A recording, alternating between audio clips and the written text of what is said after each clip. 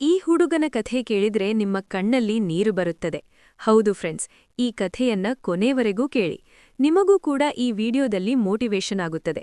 ಪ್ರತಿಯೊಂದು ವಿಡಿಯೋದಲ್ಲಿ ನಿಮಗೆ ಮೋಟಿವೇಶನ್ ಹಾಗೂ ರೀತಿ ವಿಡಿಯೋಗಳನ್ನು ತರುತ್ತಿರುತ್ತೇನೆ. ದಯವಿಟ್ಟು ಕೊನೆವರೆಗೂ ನೋಡಿ ಸಹಕರಿಸಿ. ಹಾಗೆ ಚಾನೆಲ್ಗೆ ಸಬ್ಸ್ಕ್ರೈಬ್ ಮಾಡೋದನ್ನ ಮರಿಬೇಡಿ. ಹಾಗೆ ಲೈಕ್ ಕೊಡೋದನ್ನ ಮರಿಬೇಡಿ.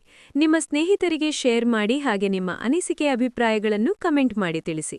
ಒಂದ ಹಳ್ಳಿಯಲ್ಲಿ ಒಬ್ಬ ಚಿಕ್ಕ ಹುಡುಗ ಇದ್ದ. ಅವನ ಬಳಿ ಹಣ ಇರ್ಲಿಲ್ಲ. ಆದರೆ ಅವನ ಹೃದಯದಲ್ಲಿ ಒಂದು ದೊಡ್ಡ ಕನಸಿತ್ತು. ನಾನು ದೊಡ್ಡವನಾಗಬೇಕು. ಪ್ರತಿದಿನ ಬೆಳಿಗ್ಗೆ ಅವನು ಪತ್ರಿಕೆ ಹಂಚುತ್ತಿದ್ದ. ಮಧ್ಯಾಹ್ನ ಚಹಾ ಅಂಗಡಿಯಲ್ಲಿ ಕೆಲಸ. ಸಂಜೆ ಮನೆಗೆ ಬಂದು ತಾಯಿಗೆ ಸಹಾಯ ಮಾಡುತ್ತಿದ್ದ. ಅವನಿಗೆ ಶಾಲೆಯ ಫೀಸ್ ಕಟ್ಟೋಕೆ ಹಣ ಇರ್ಲಿಲ್ಲ. ಪರೀಕ್ಷೆಯ ದಿನ ಅವನು ಹೊರಗೆ ನಿಂತು ಒಳಗೆ ಮಕ್ಕಳು ಬರೆಯುತ್ತಿರುವುದನ್ನು ನೋಡುತ್ತಿದ್ದ. ಅವನ ಕಣ್ಣಲ್ಲಿ ಕಣ್ಣೀರು. ಜನರು ಅವನನ್ನು ನೋಡಿದಾಗ ಇವನಿಂದ ಏನಾಗುತ್ತೆ ಅಂತ ನಗುತ್ತಿದ್ರು. ಆದ್ರೆ ಅವನು ಮೌನವಾಗಿದ್ದ.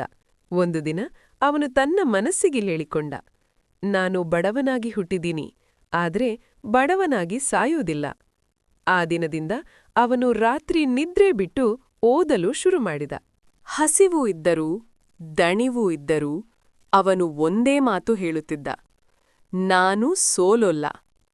ಪರೀಕ್ಷೆಯ ದಿನ ಬಂದಿತು. ಅವನು ಭಯಪಟ್ಟಿಲ್ಲ. ಧೈರ್ಯವಾಗಿ ಬರೆದ. ಫಲಿತಾಂಶ ಬಂದ ದಿನ ಎಲ್ಲರೂ ಆಶ್ಚರ್ಯಪಟ್ಟರು. ಆ ಹುಡುಗ ಡಿಸ್ಟಿಂಕ್ಷನ್ ತಗೊಂಡಿದ್ದ. ಕೆಲ ವರ್ಷಗಳ ನಂತರ ಅವನು ಒಂದು ದೊಡ್ಡ ಕಂಪನಿಯಲ್ಲಿ ಆಫೀಸರ್ ಆಗಿದ್ದ. ಅವನ ಮನೆ, ಅವನ ತಾಯಿ ಇಂದು ಸಂತೋಷದಿಂದ ಬದುಕುತ್ತಿದ್ದಾರೆ. ಬಡತನ ಒಂದು ತಪ್ಪಲ್ಲ, ಆದ್ರೆ ಅದೇ ಜಾಗದಲ್ಲಿ ನಿಲ್ಲೋದು ತಪ್ಪು. ಕನಸಿದ್ರೆ ಸಾಕು, ಹೋರಾಟ ಮಾಡಿದ್ರೆ ಜೀವನ ಬದಲಾಗುತ್ತದೆ. ಬಡತನ ತಪ್ಪಲ್ಲ, ಕನಸಿದ್ದರೆ ಸಾಕು, ಹೋರಾಟ ಮಾಡಿದ್ರೆ ಜೀವನ ಬದಲಾಗುತ್ತದೆ. 100%. ಈ ವಿಡಿಯೋ ನಿಮ್ಗೆ ಇಷ್ಟವಾದರೆ ಲೈಕ್ ಮಾಡಿ. ಇನ್ನಷ್ಟು ಮೋಟಿವೇಶನ್ ಕಥೆಗಳಿಗಾಗಿ ಸಬ್ಸ್ಕ್ರೈಬ್. ಹಾಗೆ ನಿಮ್ಮ ಅನಿಸಿಕೆ ಅಭಿಪ್ರಾಯಗಳನ್ನು ಕಮೆಂಟ್ ಮಾಡಿ ತಿಳಿಸಿ. ನಿಮಗೆ ಈ ಕಥೆಯ ಮೂಲಕ ತಿಳಿಸಿ ಮತ್ತೆ ಇನ್ನೊಂದು ಕಥೆಯೊಂದಿಗೆ ಬರುತ್ತೇನೆ.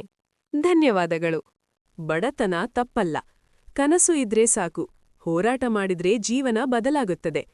ಈ ವಿಡಿಯೋ ನಿಮ್ಗೆ ಇಷ್ಟವಾದಲ್ಲಿ ಲೈಕ್ ಮಾಡಿ. ಇನ್ನಷ್ಟು ಮೋಟಿವೇಶನ್ ಕಥೆಗಳಿಗಾಗಿ ಸಬ್ಸ್ಕ್ರೈಬ್. ಹಾಗೆ ನಿಮ್ಮ ಅನಿಸಿಕೆ ಅಭಿಪ್ರಾಯಗಳನ್ನು ಕಮೆಂಟ್ ಮಾಡಿ ತಿಳಿಸಿ. ನಿಮಗೆ ಈ ಕಥೆಯ ಮೂಲಕ ಏನನ್ನಿಸ್ತು ಅನ್ನೋದನ್ನ ತಿಳಿಸಿ.